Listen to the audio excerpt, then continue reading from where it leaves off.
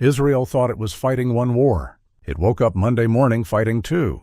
Hezbollah, the Lebanese militia that has spent 15 years building the most heavily armed non-state military force in history, entered the conflict on March 2, 2026, firing missiles and drones into Israel in response to the killing of Ayatollah Khamenei. The border that had been quiet since the 2024 ceasefire cracked open again. Israeli cities dealing with Iranian ballistic missiles now had a second threat, from the north, from an entirely different direction, with an entirely different weapons inventory. And here is what you need to understand about Hezbollah that the news coverage is not fully conveying. Iran's missile arsenal, the arsenal that the United States and Israel have been spending billions of dollars and weeks of airstrikes trying to degrade, numbered in the hundreds of ballistic missiles capable of reaching Israel. Maybe 1,000. That was the threat that justified Operation Epic Fury. That was the threat that killed Khamenei. Hezbollah has 150,000 rockets and missiles, 150,000, pointed at Israel from 30 miles away. Iran was the threat everyone talked about. Hezbollah is the threat that was always closer, always larger in raw numbers, and always more immediately dangerous to Israeli civilians.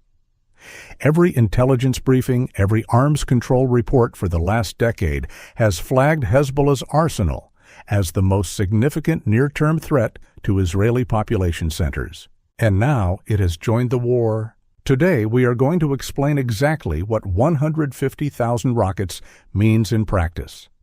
The geography, the mathematics of interception, the precision weapons problem, and the political reality that makes this front far harder to close than the Iranian front.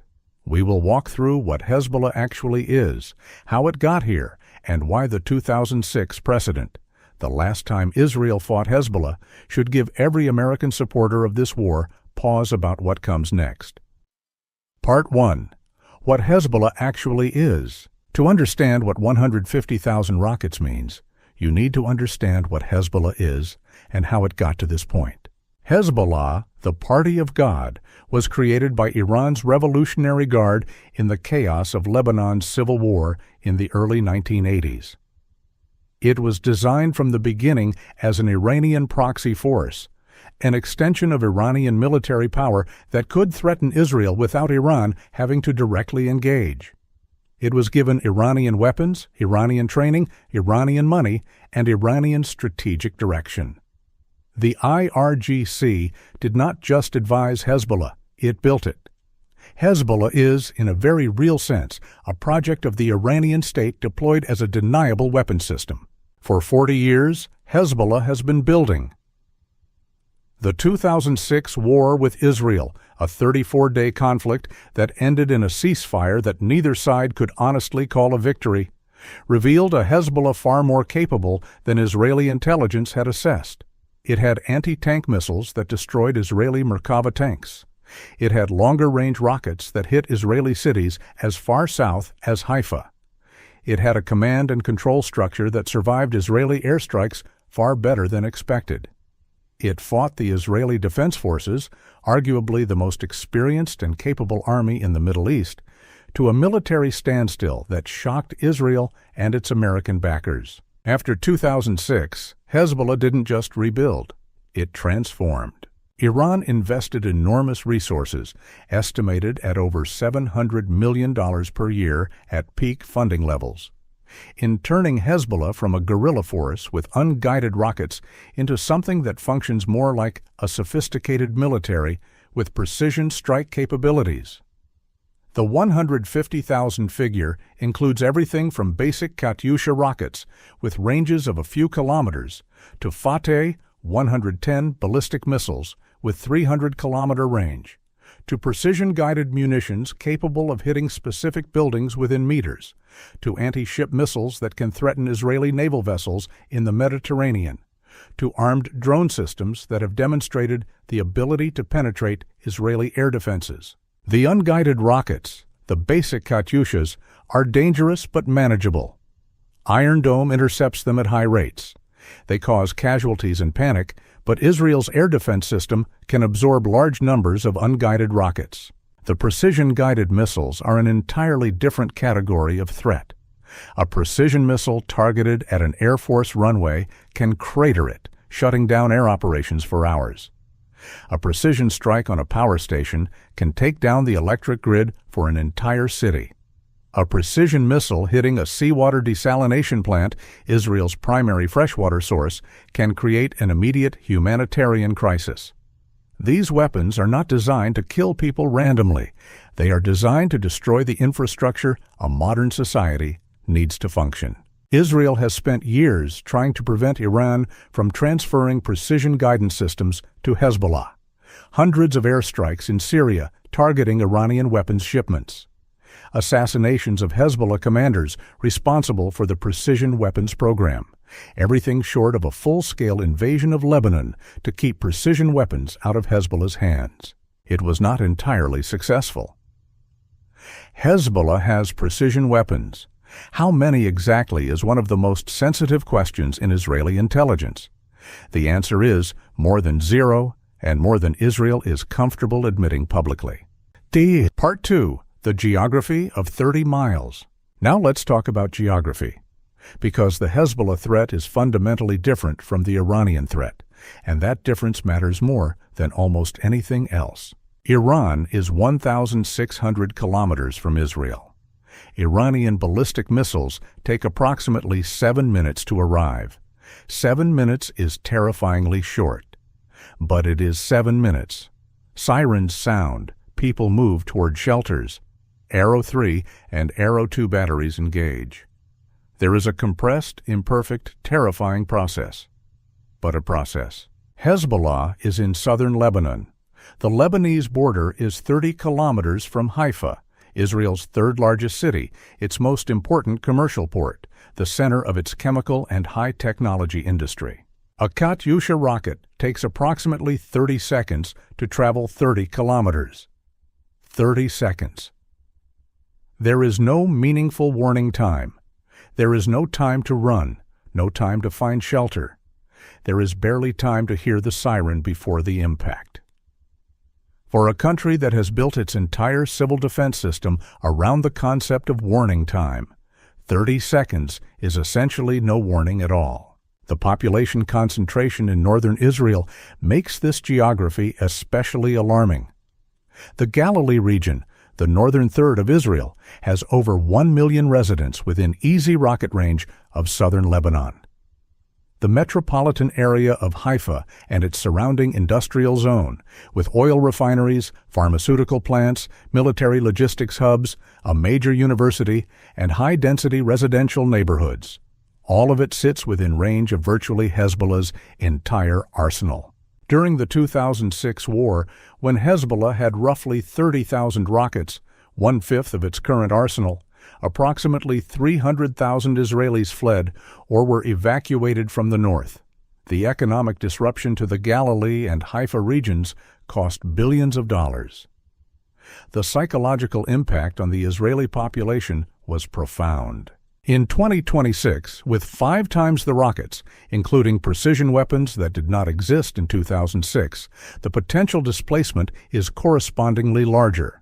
If 150,000 rockets are seriously unleashed, not at the calibrated, demonstrative rate of the opening days, but at the full operational rate Hezbollah is capable of, the northern third of Israel becomes essentially uninhabitable during the conflict.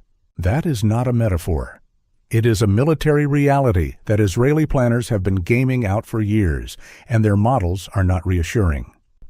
Part 3. The Mathematics of Interception. Let's talk numbers, because the saturation problem that Hezbollah creates is, in the end, an arithmetic problem. Iron Dome is a remarkable piece of military technology. Its radar tracks incoming rockets, calculates their trajectory, determines whether they will hit a populated area, and intercepts them with a Tamar missile. Its intercept rate against unguided rockets is consistently reported at 85 to 90%. 85 to 90% sounds excellent. Against 30 rockets in a salvo, intercepting 27 or 28 is a genuine achievement.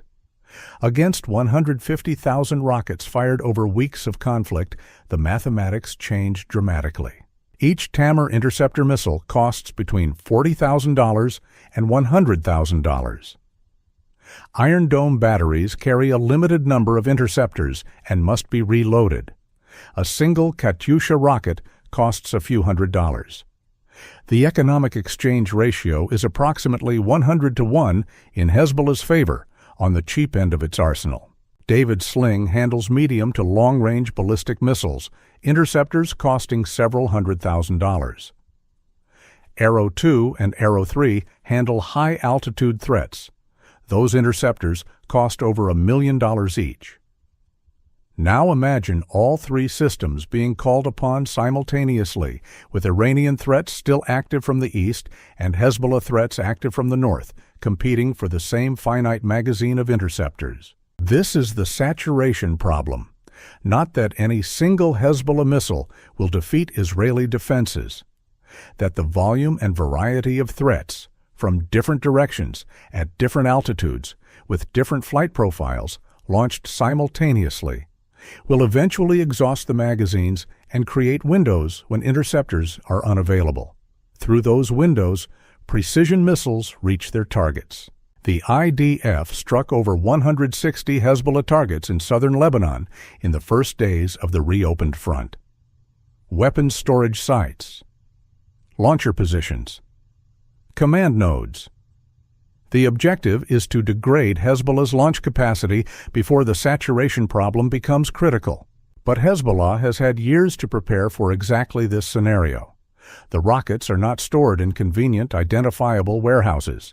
They are in basements, in tunnels bored through the rock of southern Lebanon, under farm buildings, in the walls of residential structures, dispersed across thousands of locations in an area the size of a small American county. Destroying 160 targets does not mean destroying 160 storage sites.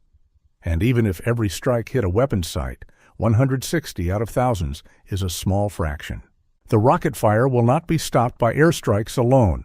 This has been studied, war-gamed, and proven in actual combat. The 2006 war demonstrated it definitively. The only way to completely suppress the rocket fire is to put soldiers on the ground in southern Lebanon and physically clear the area, village by village, tunnel by tunnel. And that is a decision with enormous costs and no clean endpoint. Part 4. The 2006 precedent and why it matters. The 2006 war is the essential reference point for understanding what Israel faces in the North today, because it established what is and is not possible against Hezbollah by force.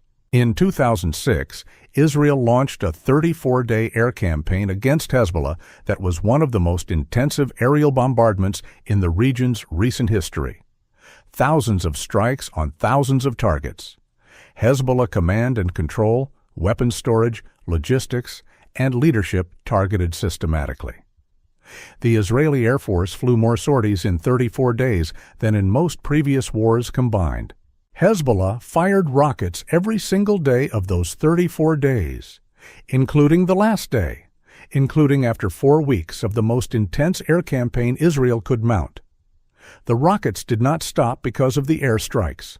They stopped because a ceasefire was negotiated. After the ceasefire, Hezbollah announced that it still had weapons remaining, a fact that Israeli intelligence confirmed.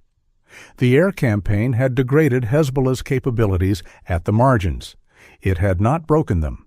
The ground operation that Israel eventually launched, a late and limited incursion that many analysts considered too little, too late, demonstrated both the cost and the difficulty of clearing Hezbollah from its fortified positions in southern Lebanon. Israeli casualties in ground combat were significant. Hezbollah's tunnels, bunkers, and anti-tank missile capabilities made every village a potential killing ground. After 2006, UN Resolution 1701 called for Hezbollah to withdraw north of the Litani River. The Lebanese army was supposed to deploy to the south, disarming Hezbollah as it went. This happened partially and imperfectly. Hezbollah withdrew some forces, maintained others, rebuilt its arsenal, and expanded it fivefold over the next 18 years. The lesson of 2006 is uncomfortable but clear. Air power alone cannot suppress Hezbollah's rocket threat. Ground operations are costly and do not produce a durable solution without a sustained political settlement. And political settlements in Lebanon are fragile because Hezbollah is stronger than the Lebanese state meant to implement them. Israel knows this. Its planners have known it since 2007. The question in 2026 is whether the strategic situation, fighting Iran simultaneously, managing the Strait of Hormuz crisis, operating under American pressure to limit escalation, allows for the kind of comprehensive ground operation that would be necessary to fundamentally change the situation in the north. The answer at present appears to be no, and that means the rocket fire continues. Part 5. Lebanon caught in the middle. Let's talk about Lebanon, because Lebanon's situation is both tragic and strategically important. Lebanon is a country of approximately 6 million people, with a government that has almost no control over a significant fraction of its territory. Hezbollah governs southern Lebanon in practical terms. It provides social services, maintains order, and commands the loyalty of a substantial portion of the Shia population. The formal Lebanese state is unable to disarm it, unable to control it, and unable to speak for it in war. When Hezbollah fires rockets at Israel, Israel holds Lebanon responsible. This is not simply punitive, it reflects the reality that Hezbollah uses Lebanese territory, Lebanese infrastructure, and Lebanon's complex political situation as a shield. Israeli strikes on Hezbollah targets in Lebanon inevitably affect Lebanese civilians and infrastructure. The Lebanese economy, already devastated by years of financial collapse, corruption, and the 2020 Beirut port explosion, takes another catastrophic blow. The Lebanese foreign minister's statement after Hezbollah's March 2nd entry, calling on Hezbollah to stop and demanding it hand over its weapons, was politically notable and practically meaningless. Hezbollah does not take orders from the Lebanese cabinet. The Lebanese army, small and poorly equipped, cannot force a confrontation with Hezbollah's far larger and better armed forces. This is Lebanon's trap. The country that bears the consequences of Hezbollah's military decisions has no meaningful ability to change those decisions.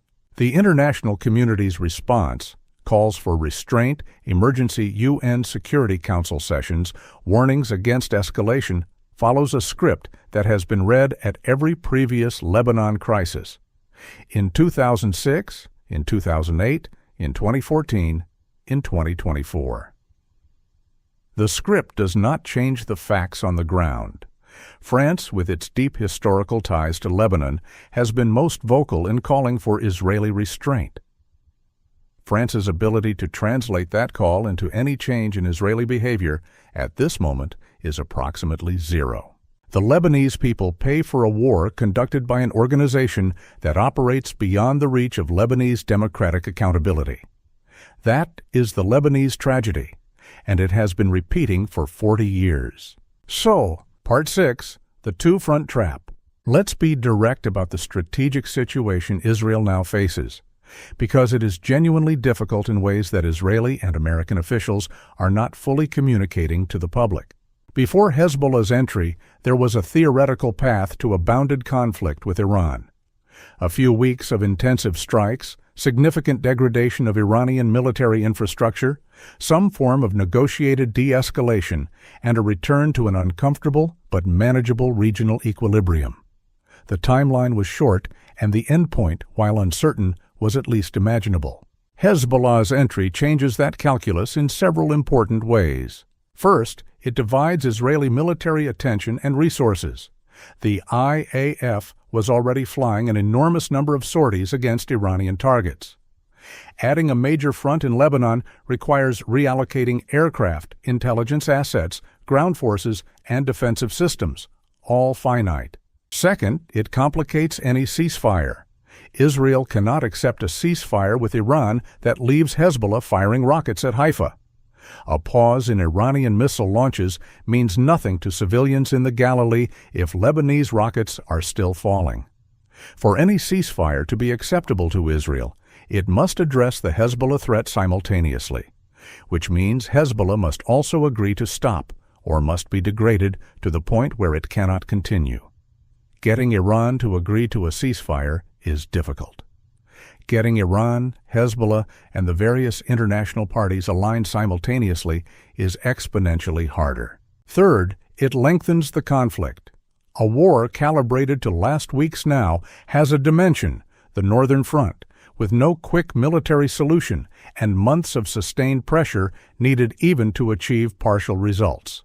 Every additional week means additional economic damage through higher energy prices, additional strain on Israeli society, and additional risk of the conflict spreading further. Fourth, and this is the dimension least discussed, it strengthens Iran's hand in any eventual negotiation.